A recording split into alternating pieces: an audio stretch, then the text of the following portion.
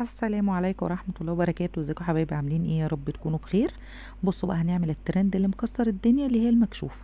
طبعا في بيقولوا عليها المكشوفة والمكسوفة، بس احنا عاملينها مكشوفة وطلعت بسم الله ما شاء الله ما شاء الله مكشوفة على الاخر. طبعا لو وصلت لحد هنا ما تنسنيش في لايك ودعوة حلوة كده من قلبك. طبعا مش هنروح نشتريها ب700 جنيه، واحنا ممكن نعملها في البيت اقل من 100 جنيه. تمام. زي ما انتم ما شايفين كده، مش قادره اوصف لكم بصراحه كان طعمها عامل ازاي وريحتها، وبصراحه بسم الله ما شاء الله كانت جميله جدا جدا، ووصفه رائعه بصراحه وتستحق الترند. دي بصراحه تستحق الترند. بس طبعا ما تغلطيش غلطتي وتعمليها في بوله كبيره. طبعا انا البوله انا يعني انا حسيت ان هي صغيره استصغرتها، بس للأسف كانت هتيجي مظبوطة عليها. طبعا انا عملتها في طبق بلاستيك، بس برضو كانت جميلة بسم الله ما شاء الله، كانت حلوة وطعمها كان جميل جدا جدا. ما تنسينيش بقى في لايك ودعوة حلوة كده من قلبك، وقوليلي بتتابعيني من اني بلد. وبحبكم كتير كتير، ويا رب فيديو النهارده يعجبكم، الترند اللي مكسر الدنيا يا رب يعجبكم.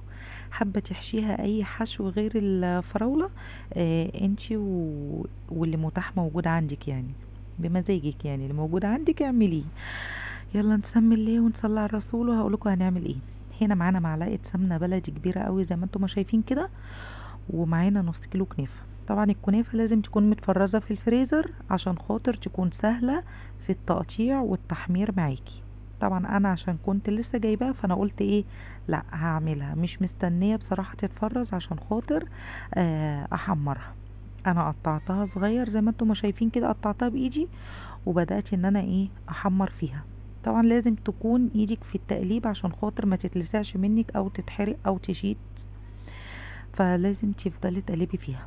وبعدين ما تحطوش عليها سكر بودرة. السكر بودرة لو حطيناه في الاول كده هيكرمل معانا وهيتلسع. طبعا احنا مش عايزينه ولا يتكرمل ولا يتلسع. تمام.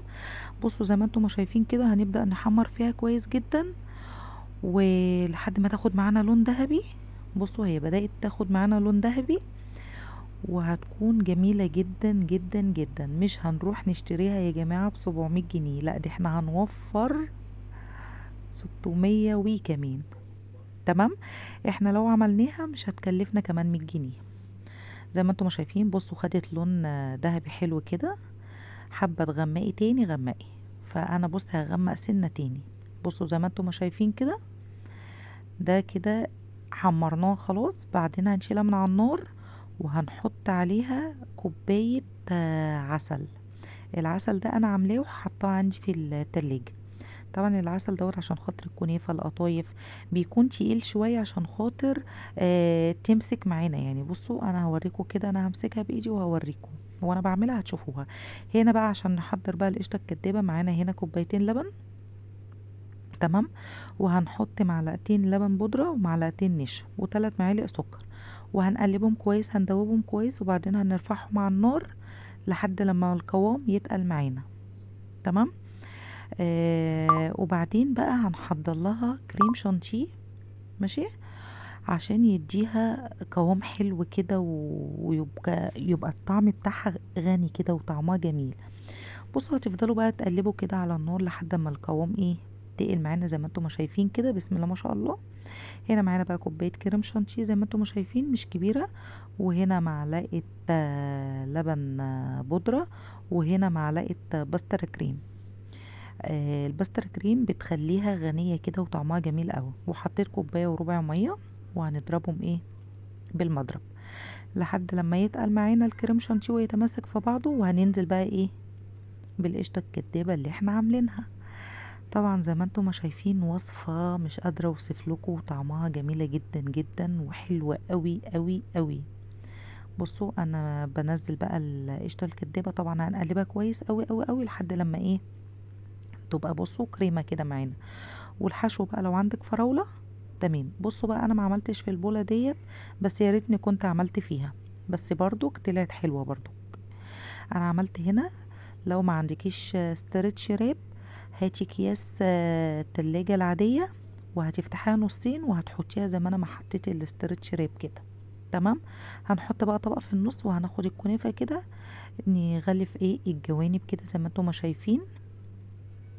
بصوا هنغلف بقى الجوانب كده لحد لما ايه نخلص شوية من الكنافة كده، وهنسيب شوية كده ايه من فوق. بصوا الكنافة ماسكة معانا عشان تبقوا عارفين، لان العسل بتاعنا تقيل.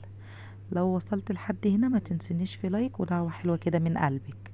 بصوا بقى انا ايه بضغط عليها، اضغطوا عليها جامد كده عشان خاطر ايه تمسك معانا. وبعدين شلنا الطبق من النص وعدلنا ايه من تحت كده، مطرح ما شلنا الطبق اتنعكش معانا شوية، بس مش مشكلة برضو هنظبطها وهنعدلها. بصوا بقى هنظبطها كده زي ما انتم شايفين، وهنحط فراولة في الاخر كده يعني في قاع الطبق. ماشي. وهننزل بقى بالمهلبية بتاعتنا اللي هي القشطة الكدابة دي اللي احنا عاملينها. طبعا مش قادرة اوصف لكم طعمها عامل ازاي، طعمها روعة. بصوا شايفين بسم الله ما شاء الله حلوة. لو وصلت لحد هنا ما تنسنيش في لايك. حابة تحط مكسرات في النص حطي، مش حابة خلاص المتاح عندك اعمليه. بصوا وجبت بعد كده فراولة حطيت برضك في النص، وبعدين هجيب اللي هي القشطة الكدابة اللي معانا دي هحط شوية من فوق الوش، وبعدين هنزل برضك ايه بشوية فراولة، وبعدين بشوية القشطة الكدابة دي. وهنحط بقى في الاخر هنغطيها بالكنافة ايه بقية الكنافة اللي موجودة معانا. ودي كانت وصفة اليوم بتاعتنا، الترند اللي مكسر الدنيا ابو 700 جنيه. لا احنا هنعمله بقى بأقل من 100 جنيه. طبعا دي كانت وصفة اليوم بتاعتنا زي ما انتم ما شايفين كده. هنغطي بقى ايه من فوق الوش بالكنافة. شايفين الكنافة ماسكة ببعضها ازاي؟ بصوا. وهنضغط عليها بقى بايدينا كده بالراحة زي ما انتم ما شايفين، وهنحطها بقى في التلاجة يعني ايه ساعة بالظبط وهنطلعها زي ما انتم ما شايفين كده. هنغطيها بقى من فوق كده بالاسترتش. طبعا مفيش استرتش هنعملها بكياس التلاجة. ودي كانت وصفة اليوم بتاعتنا، ويا رب فيديو النهاردة يعجبكم، وما تنسونيش في لايك ولا دعوة كده من قلبكم، وبحبكم في الله، والسلام عليكم ورحمة الله وبركاته.